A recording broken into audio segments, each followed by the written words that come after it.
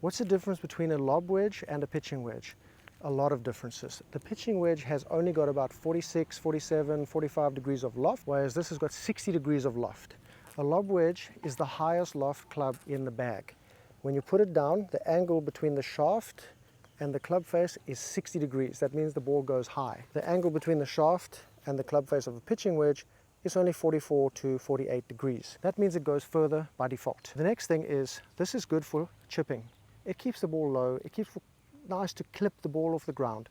This one has bounce and grind, so that when you hit the ball, this one is turf interaction is a little different to the pitching wedge. A 60 degree or lob wedge will come into the turf and hit it, and this bottom of the club will actually bounce through the turf, skidding and moving it back through the turf, whereas the pitching wedge doesn't have that much bounce or grind at the bottom and will often dig into the turf. That's why it's nice for clipping pitch shots or short chip shots around the green, whereas a 60 degree lob wedge is better for lofted shots. It's better for sand shots.